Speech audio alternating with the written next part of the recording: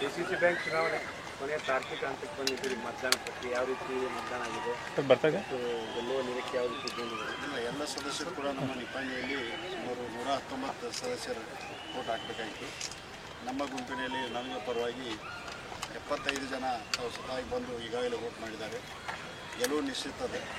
ಇವತ್ತು 4 ಗಂಟೆ ನಂತರ ಕೌಂಟಿಂಗ್ ಆದ ನಂತರ ತಮಗೂ ಕೂಡ ಎಲ್ಲರಿಗೂ ಗೊತ್ತಾಗ್ತದೆ. 75 ಭಾಳಷ್ಟು ವಾಪುಗಳನ್ನು ವಿರೋಧಕರು ಹೇಳ್ತಾ ಇದ್ರು, ಈ ಗುಂಪಿನಿಂದ ಜಗಳಾಡುಗಿದರು, ಆ ಗುಂಪಿನ ಜಗಳಾಡೋದು. ಯಾರೂ ಜಗಳಾಡಿಲ್ಲ, ಯಾರೂ ಏನಿಲ್ಲ. ನಾವೇನು ಡೇ 1ದಿಂದ 75 ಜನ ಇದ್ದೀವಿ, 75 ಜನ ಕುತ್ಕೊಂಡ ಇದ್ದೀವಿ. 75 ಮೇಲ್ಪಟ್ಟು ಅವ್ರ ಗುಂಪಿನಲ್ಲಿಂದ ನಮಗೂ ಕೂಡ ಕೆಲವೊಂದು ವೋಟ್ ಬರುವಂಥ ಚಾನ್ಸಸ್ ಅದ. ಆದ ಕಾರಣ ತಾವು ಇದು ಕೌಂಟಿಂಗ್ ಮಟ್ಟ ವೇಟ್ ಮಾಡಿ ನೋಡ್ಬೇಕಾಗ್ತದೆ. ಸರ್, ಈಗ ಪ್ರಕಟ ಆಗೋದಿಲ್ಲ. ಹಾಂ, ಪ್ರಕಟ ಆಗೋದು. ಈಗ 4 ಪ್ರಕಟ, ಇವತ್ತು 7 ಏನು ಇಲೆಕ್ಷನ್ ಆಗ್ಯದವು, ಅದರಲ್ಲಿ 4ರಲ್ಲಿ ಪ್ರಕಟ ಆಗೋದಿಲ್ಲ. ಕೆಲವೊಂದು ವೋಟ್ ಚಾಲೆಂಜ್ ಆಗ್ಯದ. ನಿಪ್ಪಾಣಿ ಇರ್ಬೋದು, ಕಿತ್ತೂರು ಇರ್ಬೋದು, ಹುಕ್ಕೇರಿ ಮತ್ತು ಬೈಲಹೊಂಗಲ, ಇದರಲ್ಲಿ ಒಂದೊಂದು ಚಾಲೆಂಜಿಂಗ್ ವೋಟ್ ಆಗಿದ್ದು. ಅದನ್ನು ಮುಚ್ಚಿಟ್ಟು ಮತ್ತು ಕೋರ್ಟ್ ನಿರ್ಣಯ ತಗೊಂಡು ಅದನ್ನು ಡಿಕ್ಲೇರ್ ಮಾಡ್ತಾರೆ. ಕೌಂಟಿಂಗ್ ಆಗ್ತದೆ, ಬಟ್ ಅಫಿಷಿಯಲಿ ಅನೌನ್ಸ್ ಆಗಂಗಿಲ್ಲ.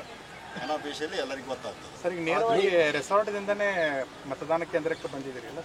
ರಿಸಾರ್ಟ್ ಹೋಗಿಲ್ಲ, ಅಂದ್ರೆ 4-5 ದಿವಸದಿಂದ ಸರ್ ಎಲ್ಲರೂ ಕೂಡ ತಿರುಗಾಡ್ತಿದ್ದೆವು. ದೇವ್ರ ದರ್ಶನಕ್ಕೆ ದೇವ್ರ ದರ್ಶನ ಮಾಡಿ ಬಂದೆವು. ಯಾವ್ಯಾವ ದೇವ್ರ ದರ್ಶನ ತಗೊಂಡು ಇಲ್ಲೇ ಕಾಶಿ ವಿಶ್ವನಾಥ ಮಾಡಿದ್ದೇವೆ. ಇಲ್ಲೇ ನಮ್ಮಲ್ಲೇನ ಮಾಡಿದ್ವಿ, ನಮ್ಮ ಹೋಟೆಲ್ನಲ್ಲಿ ಮಾಡಿದ್ವಿ. ಸರ್, ಈಗ ಏನಿಲ್ಲ, ಜೊಲ್ಲೆ ಅವರು ಸೋಲ್ತಾರ ಅಂತೇಳಿ ನಿಮ್ಮ ಬಗ್ಗೆ ಬಹಳಷ್ಟು ಅಪಪ್ರಚಾರಗಳು ನಡೆದ್ಬಿಟ್ಟೆ ಸರ್. ಏನು ಅಷ್ಟೊಂದು ವಿರೋಧಗಳಾಗ್ಬಿಟ್ರ ಸರ್ ನಿಮಗೆ?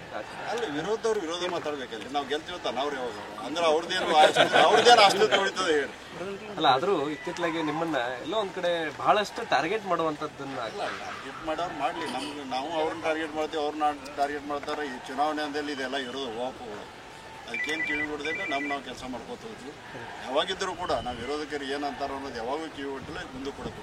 ಈ ಜಾರಕಿಹೊಳಿ ಬ್ರದರ್ಸ್ ಎಲ್ಲ ಸೇರ್ಕೊಂಡು ಅವ್ರನ್ನ ಸೋಲಿಸ್ತಾರೆ, ಮಾಡ್ತಾರೆ. ಸತತವಾಗಿ 3 ಜನ ಅಂತಂದ್ರೆ ಬಂದು ನಿಮ್ಮ ಪಕ್ಕದಲ್ಲಿ ಕೂತು ಗೆಲ್ಲಿಸ್ತೇವೆ ಅಂದ್ರೂ ಕೂಡ ಅದು ಯಾವುದೂ ಕೂಡ ಗಣನೆಗೆ ತೆಗೆದುಕೊಳ್ಳೋದೇ ರಾಜಕಾರಣದಲ್ಲಿ ಡ್ಯಾಮೇಜ್ ಮಾಡುವ ವಿರೋಧಕರು ಗಿಮಿಕ್ ಅನ್ನೋದು. ನಮ್ಮಲ್ಲಿ ಅವರಲ್ಲಿ ಒಂದು ವೈಮನಸ್ಸು ಬರ್ಲಿಕ್ಕೆ ಮಾಡಿದಂಥ ಗಿಮಿಕ್ ಅನ್ನೋದು. ನಾವು ಅಷ್ಟೇನು ದಡ್ರಲ್ಲ, ನಾವೆಲ್ಲರೂ ಕೂಡಿ ಇದ್ದೀವಿ, ಒಂದಾಗಿ ದುಡ್ತೀವಿ, ಒಂದಾಗಿ ಮಾಡಿ ಕೆಲಸ ಮಾಡ್ತೀವಿ, ಒಂದಾಗಿ ಮುಂದೆ ಕೂಡ ಮಾಡ್ತಾ ಇದ್ದೀವಿ.